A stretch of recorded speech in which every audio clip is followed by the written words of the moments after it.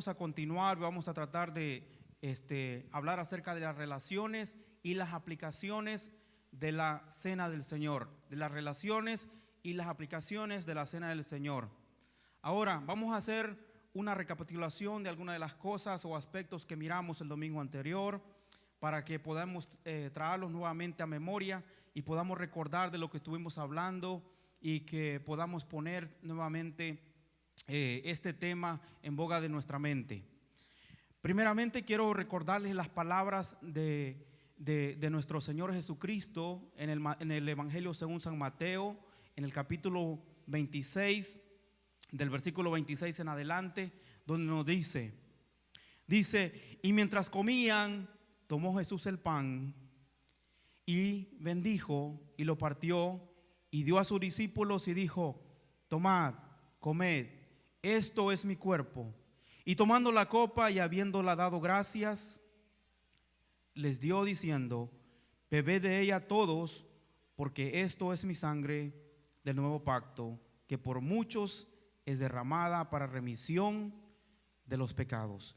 Y os digo que desde ahora no beberé más de este fruto de la vid, hasta aquel día en que beba nuevo con vosotros en el reino de mi Padre.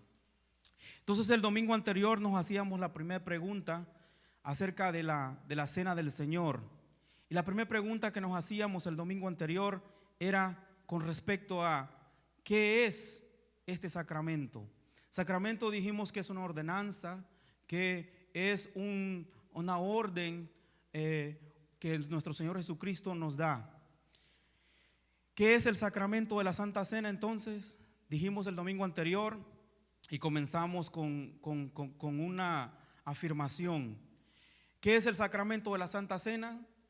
Es el verdadero cuerpo y la verdadera sangre de nuestro Señor Jesucristo bajo el pan y el vino instituido por nuestro Señor Jesucristo para que los cristianos lo comamos y lo bebamos.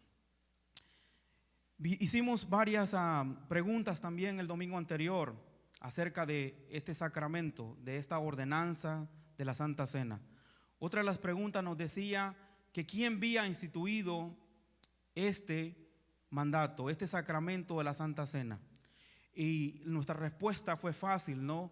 O sea, no es la iglesia, no es la iglesia cristiana Emmanuel, no es el pastor, no es ninguna identidad, no es ninguna iglesia local, sino que fue instituida por el mismo Jesucristo. Jesucristo es quien verdaderamente Dios, quien es verdaderamente Dios y es verdaderamente hombre, instituyó este sacramento. Y el apóstol Pablo nos recordaba eso en 1 Corintios capítulo 11, versículo 23, donde dice: porque yo recibí del Señor lo que también os he enseñado. Pero dijimos, ¿cómo pudo haber sido instruido por el Señor de que hiciera esto? Recordemos que el apóstol Pablo, antes de ir al ministerio, pasó mucho tiempo en Antioquía. Y Antioquía era como el cuartel central donde fue instruido en la fe. Y es donde el mismo Espíritu dijo: apártame a Bernabé y apártame a Pablo para este ministerio. Entonces, cuando dice, porque yo recibí del Señor, obviamente está diciendo que lo que la iglesia había recibido de parte de nuestro Señor Jesucristo. Entonces la pregunta que nos hacíamos era: ¿quién había instituido este sacramento? Y este sacramento o este mandato no lo dice la iglesia, no lo dice ninguna identidad, no lo dice el pastor, sino que lo mandó ¿quién? Lo mandó nuestro Señor Jesucristo. Otra de las preguntas que nos hacíamos el domingo anterior, para los que vayan tomando nota, era ¿qué nos da Cristo en este sacramento? ¿Qué es lo que nos da Cristo en este sacramento? Y dijimos que Cristo nos da su propio y verdadero cuerpo y su propia y verdadera sangre, y eso es bien clave, para el perdón de los pecados. Recordemos las palabras de nuestro Señor Jesucristo, otra nuevamente en Mateo 26, lo que acabamos de leer. Decía: y mientras comían, tomó Jesús el pan y lo bendijo y lo partió y dio a sus discípulos y dijo: tomad, comed, ¿esto es qué? Esto es mi cuerpo. Y dijo, y tomando la copa y habiendo dado gracias, les dio diciendo, bebed de ella, ¿cuántos? Bebed de ella todos. Subraya esa porción. Bebed de ella todos, porque esto es mi sangre del nuevo pacto, que por muchos es derramado para el perdón de los pecados. Entonces la pregunta que nos hacíamos era, ¿qué es lo que nos da Cristo en este sacramento? Cristo nos da su propio y verdadero cuerpo y su propia y verdadera sangre para el perdón de los pecados. Y el domingo anterior pasamos varios minutos tratando de contestar esta pregunta, ¿verdad? Ya que acabamos de hacer esta afirmación que Él nos da su verdadero cuerpo y Él nos da su verdadera sangre. Y pasamos el domingo anterior entonces tratando de dar contestación a esta pregunta. ¿Por qué entonces entendemos literalmente las palabras, esto es mi cuerpo y esto es ¿qué? Mi sangre? Y dijimos y dimos 5 argumentos de por qué entendemos literalmente estas palabras. La primera es porque estas palabras nuevamente no las dice el hermano José, no las dice la Iglesia Cristiana Emmanuel, no las dice el pastor, no las dice ningún tipo de identidad, sino que las dice Cristo. ¿Por qué entendemos literalmente las palabras, esto es mi cuerpo y esto es mi sangre? Lo primero que decíamos es porque estas palabras las dice Cristo, nuestro Señor, quien les dada toda autoridad en el cielo y en la tierra, y mediante quien el universo fue creado. Y nos acordamos de las palabras de el apóstol Juan en el capítulo 1, versículos 1 al 3, donde dice, en el principio era el verbo. Y dice, y el verbo era con Dios, y el verbo era Dios. Este era en el principio con Dios. Y subraya esta porción del versículo 3. Todas las cosas por Él fueron hechas, y sin Él nada de lo que ha sido hecho fue ¿qué? Fue hecho. Entonces la primera pregunta que nos hacíamos era, ¿por qué entendemos literalmente las palabras, esto es mi cuerpo y esto es mi sangre?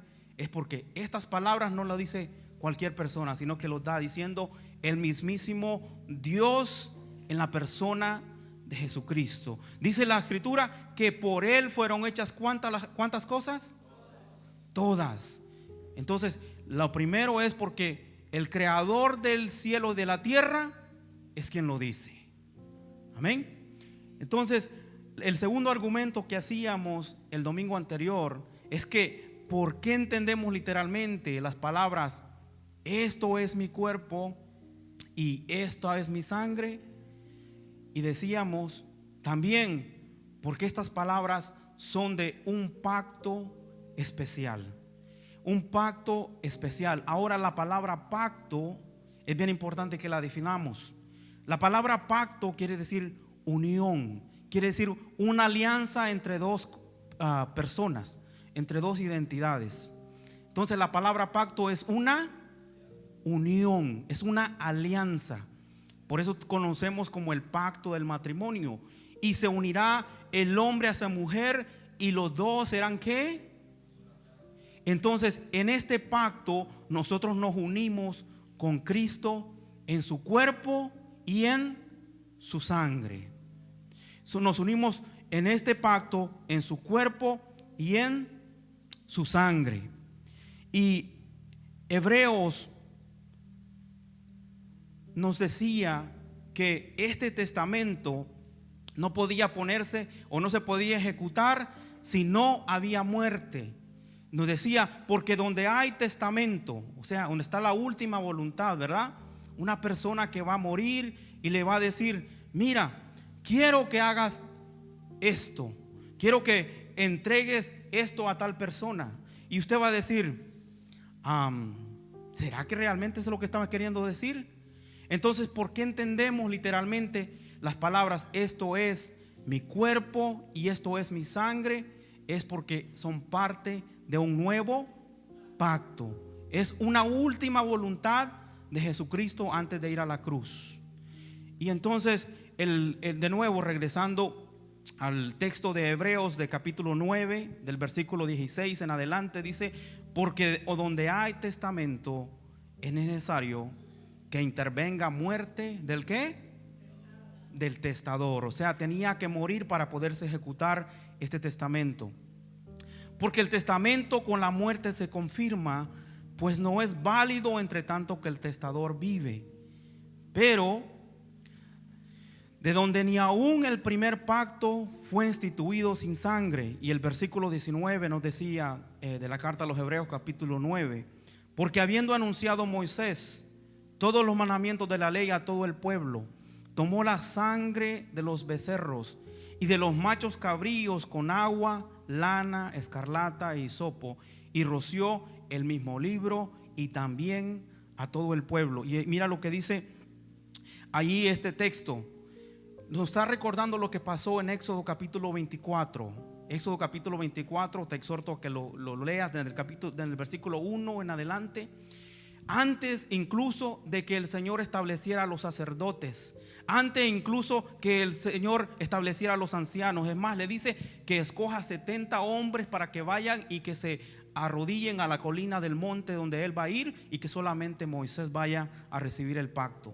Entonces el Señor aquí le dice: escribe todo esto en un libro. Y entonces le trae y le lee el libro del pacto al pueblo de Israel. Y entonces el pueblo de Israel, su contestación es: todo lo que nos has dicho, así vamos a hacer. Y cuando ellos se han puesto de acuerdo en esta unión de la ley, del pacto, de los mandatos que el Señor está dando, dice el texto entonces que el altar, porque no había tabernáculo todavía, sino que un altar que había levantado con 12 colinas Moisés, ese altar dice que parte de la sangre fue rociada sobre el altar, parte de la sangre fue rociada sobre el libro del pacto, sobre los utensilios, sobre el pueblo, sobre todos. Ustedes acuérdense que Moisés, acuérdense de Dios haciendo un pacto con Abraham, y le dice: ¿cómo voy a saber si realmente me vas a dar muchos hijos? Porque el Señor le había dicho que si pudiera mirar las estrellas, así va a ser su descendencia. Entonces el Señor dice y hace un pacto con Abraham, y dice que se cortan animales y que habían aves de rapiña que andaban queriendo andar por allí. Pues eso es lo que está diciendo: se mataron animales. ¿Para qué? Para unir este pacto, porque tenía que unirse con sangre. En otras palabras, cuando se hacía un pacto de sangre, estaban diciendo: si tú no cumples tu parte, que así haga el Señor contigo. Si yo no cumplo mi parte, que así haga el Señor conmigo. Y entonces ahí el Señor está haciendo un pacto de sangre. La ley viene y es leída, y ellos dicen: así vamos a hacer, así haremos. Y entonces ahora remontémonos a lo que estamos hablando. Jesucristo diciendo: esto es mi cuerpo y esto es mi sangre. Entonces Él no están matando becerros, no están matando ningún tipo de animales, sino que Él que es perfecto iba a morir en la cruz en ese mismo día. Él iba a derramar su sangre por tus pecados y por mis pecados. Ya no iban a matar becerros como lo hizo Moisés para llegar a este pacto con el pueblo, sino que Él estaba diciendo: aquí está mi cuerpo y aquí está mi sangre, que es derramada. ¿Por qué? Por todos ustedes. Muy bien. Entonces, la siguiente pregunta que nos hacíamos, tratando de contestar estas palabras de por qué entendemos literalmente las palabras esto es mi cuerpo y esto es mi sangre, decíamos, porque estas palabras nos recuerdan justamente lo que les estaba diciendo de esto que pasó en Éxodo capítulo 24. Y en el versículo 8 decía esto, lo que nos recordaba Hebreos. Entonces Moisés tomó la sangre y roció sobre el pueblo y dijo: he aquí la sangre del pacto. ¿Y qué decimos que se llamaba, que significa pacto? Pacto es ¿qué? Es una unión, una alianza entre dos partes. Y ya no serán dos, sino que serán ¿qué? Entonces, este pacto o esta unión es, en la Santa Cena nos unimos en su sangre y nos unimos en su cuerpo con nuestro Señor Jesucristo. Entonces la pregunta era, ¿por qué entendemos literalmente las palabras esto es mi cuerpo y esto es mi sangre? Es porque nos recuerdan ese pacto que Dios hizo con su pueblo. Nuevamente, el versículo 8 de Éxodo 24 dice: entonces Moisés tomó la sangre y la roció sobre el pueblo y dijo: he aquí la sangre del pacto que Jehová ha hecho con vosotros sobre todas estas cosas. ¿Qué hacía esta sangre? ¿Qué hacía este pacto? ¿Qué significaba para Israel en ese tiempo? Significaba que desde ese tiempo o desde esa hora el pueblo tenía acceso a Dios. El pueblo podía tener comunión con Dios. Y de nuevo, recalquemos que allí no estaban los sacerdotes todavía. No los habían consagrado para el ministerio, ¿verdad? Dice que es más, que los becerros fueron muertos por unos jóvenes. Imagínense eso, ¿verdad? Ok. Y nos recuerda también eso mismo el apóstol Pablo en el capítulo 5, versículo 7 de la primera carta a los Corintios, donde dice: limpiaos pues de la vieja levadura, para que seáis nueva masa, sin la levadura como sois, porque nuestra ¿qué? Nuestra Pascua, que es Cristo, ya fue sacrificada por nosotros. Entonces la última pregunta que nos hacíamos es: ¿por qué entendemos literalmente las palabras esto es mi cuerpo y esto es mi sangre? Y la respuesta que nos dábamos el domingo anterior son porque esta palabra, la palabra que estamos diciendo aquí, lo dice claramente y lo enseña el mismísimo Dios en el sacramento. ¿Por qué entendemos literalmente las palabras esto es mi cuerpo y esto es mi sangre? La palabra de Dios claramente enseña que en el sacramento el pan y el vino son una comunión o participación en el cuerpo y la sangre de Cristo.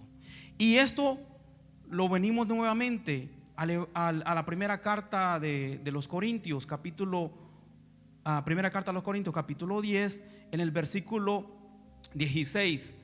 En el versículo 14 de esta carta a los Corintios, Pablo dice esto a la iglesia de los Corintios. Dice: huid de la ¿qué? De la idolatría. Está hablando en el contraste entre lo que los gentiles hacían o lo que los gentiles sacrificaban a los demonios y lo que se debe sacrificar a Dios. Y que no se puede ser partícipe de los sacrificios a los ídolos o a los cultos paganos, y también ser partícipe de la comunión o de la Santa Cena. Y entonces la pregunta que nos hacíamos era: ¿por qué entendemos literalmente las palabras esto es mi cuerpo y esto es mi sangre? Y decimos que es porque la misma palabra claramente lo enseña, que el pan y el vino son la comunión y la participación con el cuerpo y la sangre de Cristo. Entonces, si ustedes pueden mirar el texto en pantalla, 1 Corintios capítulo 10 versículo 16 dice: la copa de bendición que bendecimos. Y el apóstol Pablo nos pregunta en esta mañana, digamos, la copa de bendición que bendecimos, ¿no es la comunión de la sangre de Cristo? ¿Y qué diría usted? ¿Qué diría usted? Amén. Entonces, el pan que partimos, ¿no es la comunión del cuerpo de Cristo? ¿Y usted qué diría? Amén. Muy bien. Entonces, con eso concluimos el argumento de que por qué entendemos literalmente las palabras: esto es mi cuerpo y esto es mi sangre. También hablamos el domingo anterior de otra de las preguntas que nos decían: ¿cuáles son los elementos terrenales que Jesús usa en este sacramento? ¿Cuáles son los elementos terrenales que Jesús usa en este sacramento? Para que lo entendamos más claro. Jesús usa el pan y el ¿qué? Y el vino. Recordemos lo que nos dice Marcos en el capítulo 14, versículo 12. Marcos capítulo 14, versículo 12. ¿Por qué estamos haciendo unas preguntas muy simples, no? Pero fíjense lo que dice Marcos capítulo 14, versículo 12. Dice: el primer día de la fiesta de los panes, ¿sin qué? ¿Qué es lo que utilizamos para ser partícipes de la cena del Señor? ¿Utilizamos el qué? El pan y el vino. Y el texto nos dice: el primer día de la fiesta de los panes. ¿Y por qué tenía que ser pan sin levadura? Porque la levadura era un símbolo de inmundicia, era un símbolo de corrupción, era un símbolo de ¿qué? De pecado, ¿verdad? Y entonces la misma palabra nos dice que apartemos eso de nosotros, que eso era lo que antes éramos nosotros, ¿verdad? ¿Ok? Entonces, ¿qué utiliza? ¿Cuáles son los elementos terrenales que Jesús usa para el sacramento? Jesús usa el pan y el vino. ¿Ok? ¿Por qué se usaba? ¿A dónde dice que realmente era vino? Mira lo que pasaba en Corintios. Dice: porque al comer cada uno se adelanta a tomar su propia cena, y uno tiene hambre y otro ¿sé qué? Entonces lo que se tomaba no era agua, sino que era ¿qué? Era realmente vino. Entonces, ¿cuáles eran los elementos? Era el pan y el vino. La siguiente pregunta que nos hacíamos el domingo anterior, decíamos entonces: ¿de qué manera el pan y el vino del sacramento son el cuerpo y la sangre del Señor? Hermano José, tú me estás diciendo y pasaste dándome tantos argumentos que lo que comemos es el cuerpo y lo que tomamos es la sangre de Cristo. Y entonces tú me acabas de decir que los elementos que utilizamos es el pan y es el vino. Entonces, ¿de qué manera el pan y el vino del sacramento son el cuerpo y la sangre de Cristo? ¿Y cuál es la respuesta? ¿Se acuerdan el domingo anterior? Es por el poder de ¿qué? Por el poder de la palabra todopoderosa de Cristo. Él nos da su verdadero cuerpo y su verdadera sangre en Él. Y bajo el pan, y esto es bien importante, bajo el pan y bajo el vino consagrados, a esa unión del pan con su cuerpo, del vino con su sangre, se le llama la unión sacramental.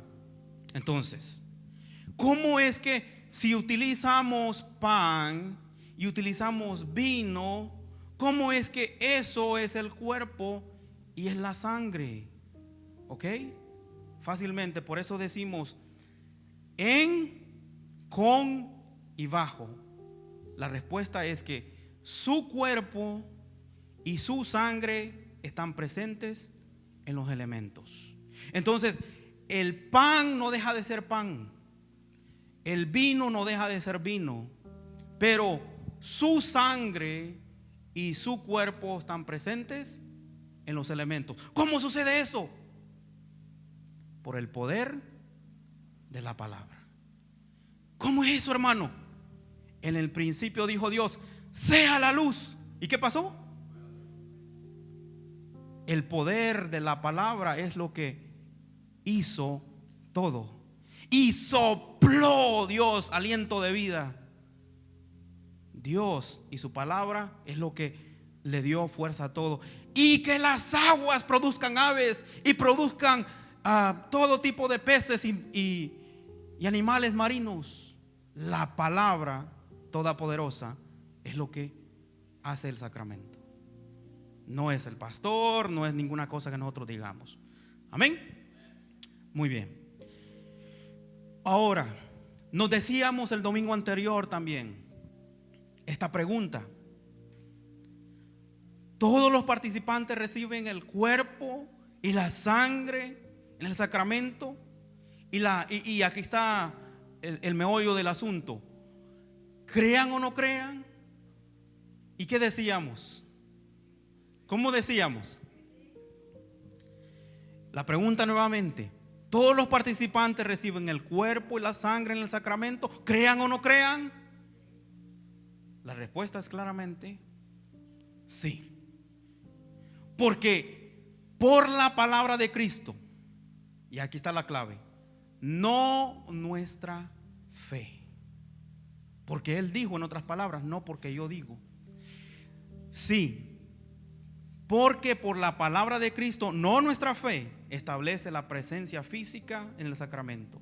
Sin embargo, y aquí está la clave también, solo los que creen la reciben para bendición.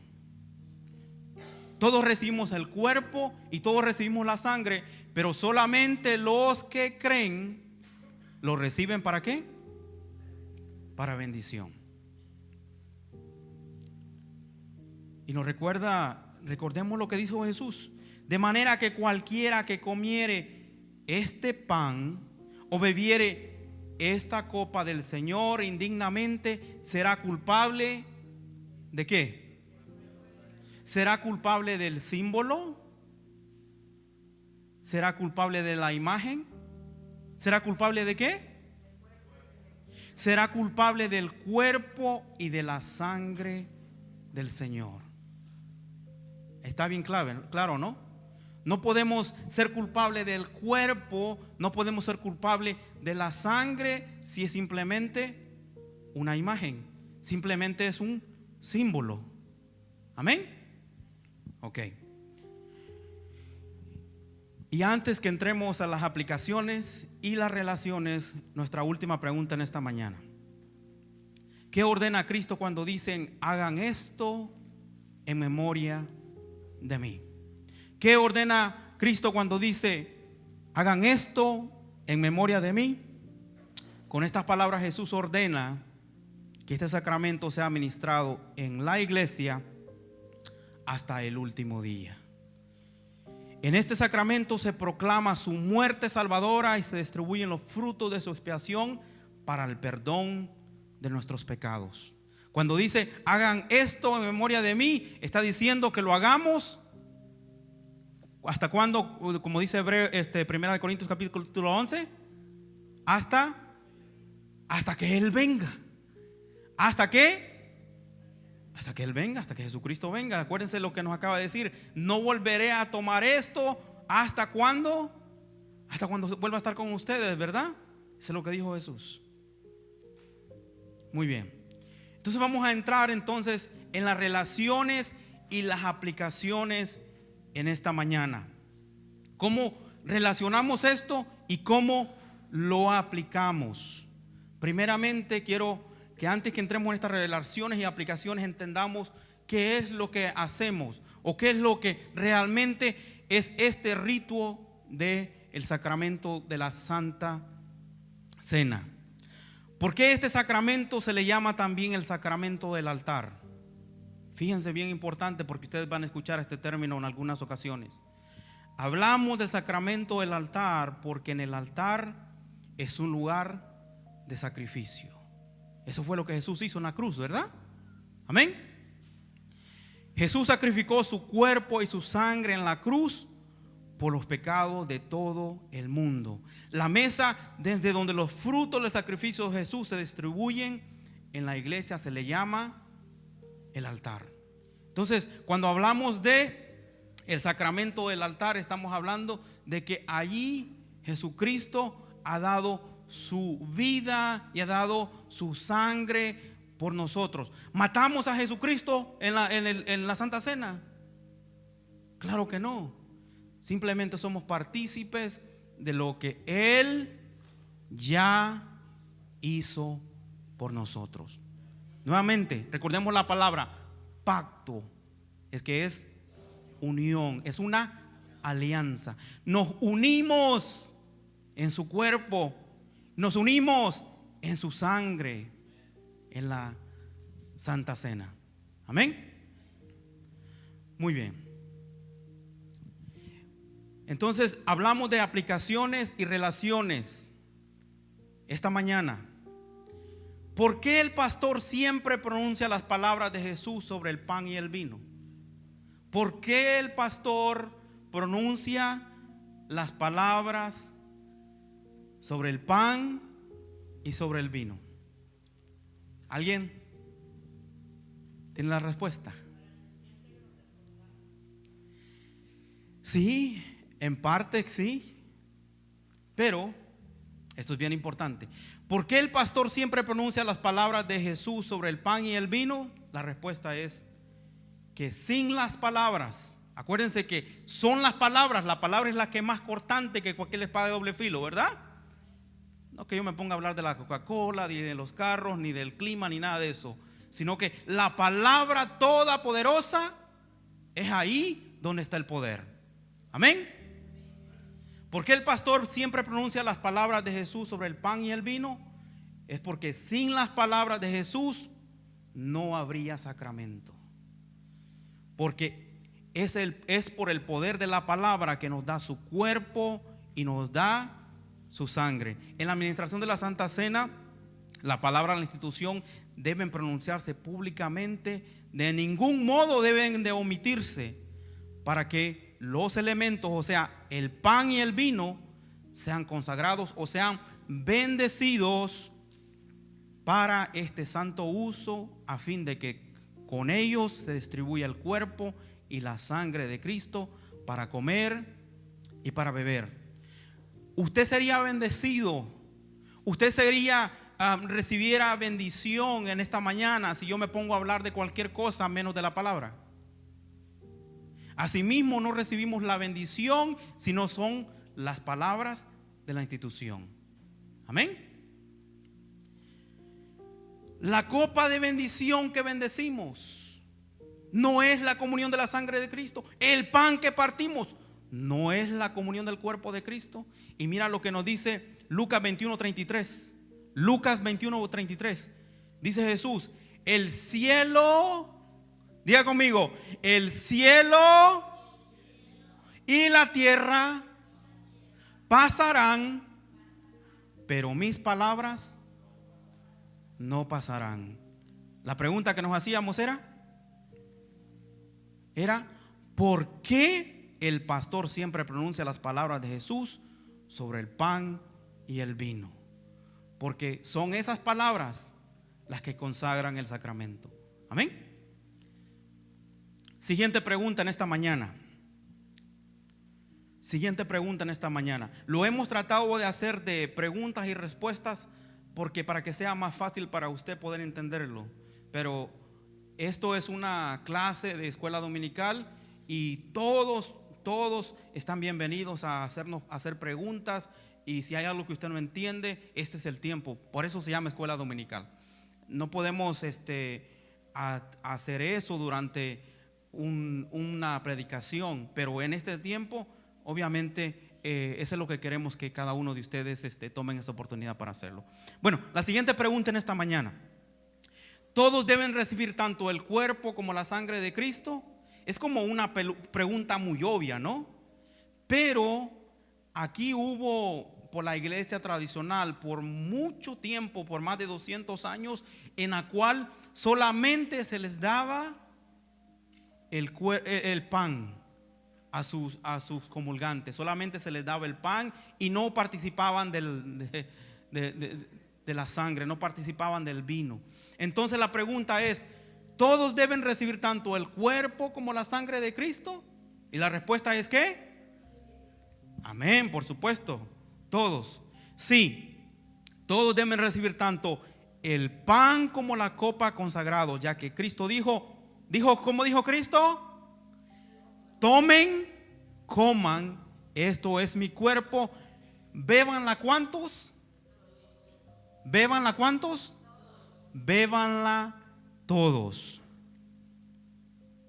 Y mientras comían, tomó Jesús el pan y bendijo y lo partió y dio a sus discípulos y dijo: tomad, comed, esto es mi cuerpo. Y tomando la copa y habiendo dado gracias, por cierto, esta palabra habiendo dado gracias es la palabra Eucaristía, lo que ustedes escuchan en la iglesia tradicional, en la Eucaristía, o sea, en el acción de gracias, ¿ok?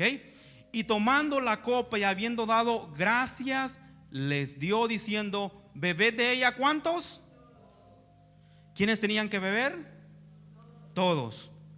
Muy bien. La siguiente pregunta en esta mañana: ¿con qué frecuencia debemos de recibir la cena del Señor? ¿Cada cuánto debemos de celebrar la cena del Señor? Oh, debemos hacerlo todos los domingos. Oh, debemos hacerlo todos los jueves. Debemos hacerlo todos los viernes. La pregunta es: ¿con qué frecuencia debemos recibir la cena del Señor? ¿Alguien sabe? ¿Alguien sabe? Vamos a ir a la Escritura. Pero, ¿con qué frecuencia debemos recibir la cena del Señor? La respuesta es que Cristo no ha especificado un cronograma específico, pero nos invita a tomar este sacramento con frecuencia. Acuérdense que esta institución no fue un día domingo. ¿Era un día qué? Era un día jueves cuando el Señor instituyó la cena del Señor, ¿verdad? Entonces, ¿con qué frecuencia debemos recibir la cena del Señor? Cristo no ha especificado un cronograma específico, pero nos invita a tomar este sacramento con frecuencia, dado los dones que nos otorga y en él, dada nuestra gran necesidad. En el Nuevo Testamento, el sacramento era una característica regular e importante del culto divino congregacional, no una adición adicional. En esta práctica continúa en la iglesia y en nuestra iglesia, estamos hablando de la iglesia cristiana Emmanuel, y en nuestra iglesia celebramos el sacramento ¿cada cuánto? Cada primer domingo del mes, en lo que nosotros denominamos como el día de ¿qué? El día del Señor, o en algunas otras festividades, ¿verdad? Amén. Entonces, ¿con qué frecuencia debemos recibir la cena del Señor? Miramos lo que nos decía la Escritura. Hechos de los Apóstoles, capítulo 2, versículo 42, dice: y perseveraban, diga conmigo, y perseveraban en la doctrina de los apóstoles. ¿En qué perseveraban? En la doctrina de los apóstoles. O sea, y en Mateo 28, donde dice Jesús: vayan y enséñenles que guarden todas estas ¿qué? Todas estas cosas. Esa era la doctrina de ¿qué? De los apóstoles. Y perseveraban en la doctrina de los apóstoles, en la comunión los unos con los otros, en el partimiento del pan y en las oraciones. Y fíjate que este texto nos habla después de una gran cosecha, ¿no? Que hubieron como más de 3,000 personas que se convirtieron. Entonces imagínense como más de 3,000 personas compartiendo el pan, compartiendo el vino. Wow, ¿verdad? Increíble. Muy bien. Siguiente pregunta en esta mañana: ¿el cuerpo y la sangre de Cristo en el sacramento reemplazan el pan y el vino? De tal manera que el pan y el vino solo parecen estar ahí. Ya hablamos de esto. ¿Cuál es la respuesta? ¿Ah? ¿No estaban poniendo atención? No. Las Escrituras dan testimonio de que el pan y el vino permanecen en el sacramento. ¿Ok?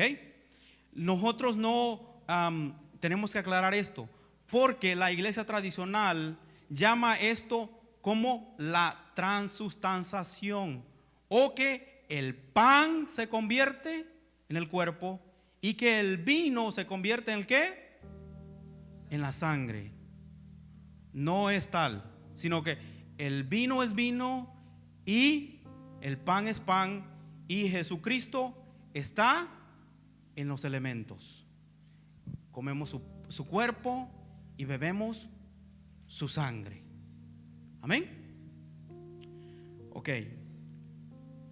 Así pues, todas las veces que comieres este pan y bebieres esta copa, la muerte del Señor anunciáis. ¿Hasta qué? Hasta que Él venga. Muy bien. Siguiente pregunta en esta mañana. ¿El cuerpo y la sangre en el sacramento son sacrificados otra vez a Dios por el perdón de los vivos y de los muertos? ¿Qué cree usted? ¿Sí o no? El cuerpo y la sangre en el sacramento son sacrificados otra vez a Dios por el perdón de los pecados, porque dice, para el perdón de ¿qué? De los pecados. Y dijimos que el perdón de los pecados ya lo hemos recibido, y ahí simplemente somos partícipes de lo que Él ya hizo por nosotros. Amén. ¿Por qué? Entonces el cuerpo y la sangre en el sacramento son sacrificados otra vez a Dios por el perdón de los vivos y de los muertos. No. El cuerpo y la sangre de Cristo en el sacramento son el sacrificio completo ofrecido a Dios una vez y para siempre. ¿Ok? No hacemos lo que la iglesia tradicional dice, que allí el cuerpo de Cristo es sacrificado y que allí su sangre es derramada. No, la escritura nos dice que Él lo hizo una vez. ¿Y para cuánto? Una vez y para siempre. ¿Ok?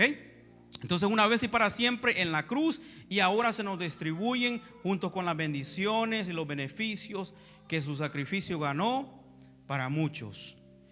Fíjense lo que nos decía Primera de Corintios capítulo 5 versículo 7. El apóstol Pablo, hablando de esto que ya hemos recibido, dice: limpiaos pues de la vieja levadura. ¿Y qué significaba la levadura? ¿O qué simbolizaba?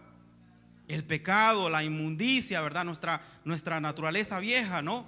Limpiaos pues de la vieja levadura para que seáis nueva masa, sin la levadura como sois, porque nuestra Pascua, ¿qué era la Pascua, hermanos? El pesa, o sea, el pasar por alto, o sea, ya pasó nuestras transgresiones, ya murió por nosotros, ya nos justificó, ya nos perdonó. O sea, nuestra Pascua, que es Cristo, dice, ya fue sacrificada por nosotros. ¿Cuánto dan gloria a Dios por eso? Amén.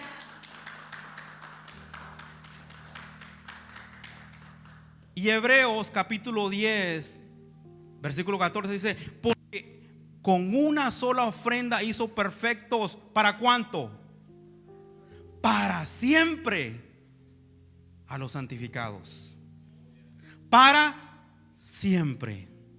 Y versículo 17 añade: y nunca más me acordaré de sus pecados y transgresiones, pues donde hay remisión de esto, no hay más ofrenda por el pecado. Entonces, ¿sacrificamos a Cristo en la cena del Señor?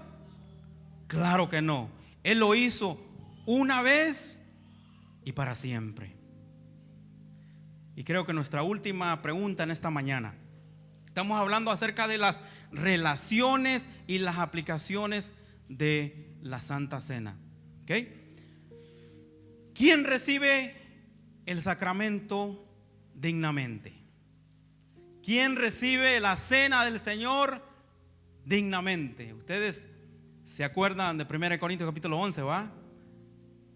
Que unos habían muchos enfermos y débiles, y muchos ya habían muerto. Entonces la pregunta es: ¿quién recibe este sacramento dignamente? La respuesta es: lo recibimos dignamente cuando tenemos fe en Cristo y en sus palabras: por ustedes dado, por ustedes derramada para perdón de los pecados. ¿Cuándo lo recibimos dignamente? Cuando usted ha creído en Jesucristo, en su muerte, sepultura y resurrección. Jesús murió por mis pecados. Si usted no cree eso, eso es comerlo indignamente. Entonces, ¿quién recibe el sacramento dignamente? Lo recibimos dignamente cuando tenemos fe en Cristo y en sus palabras. ¿Por quiénes?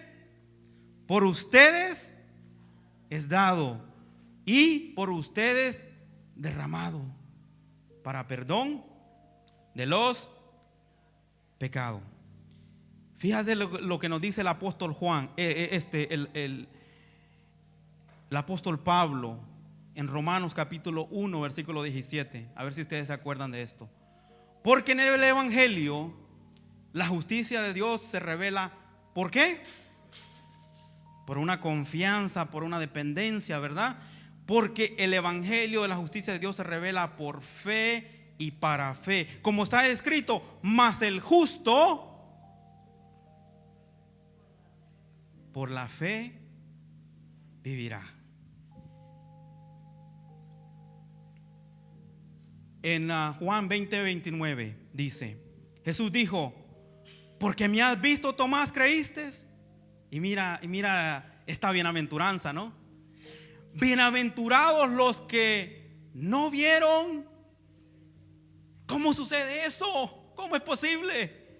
Y dice Jesús y nos recuerda lo que Tomás, ¿verdad? Ay, hasta que no vea yo y meta mi mano, hasta que yo pueda tocarlo, entonces voy a creer. Y dice Jesús, bienaventurados los que vieron, los que no vieron y creyeron. Y hasta ahí llegamos a las 11 de la mañana. Estábamos entrando en calor. Entonces el próximo domingo vamos a terminar con las relaciones y las aplicaciones de la Santa Cena. Quiero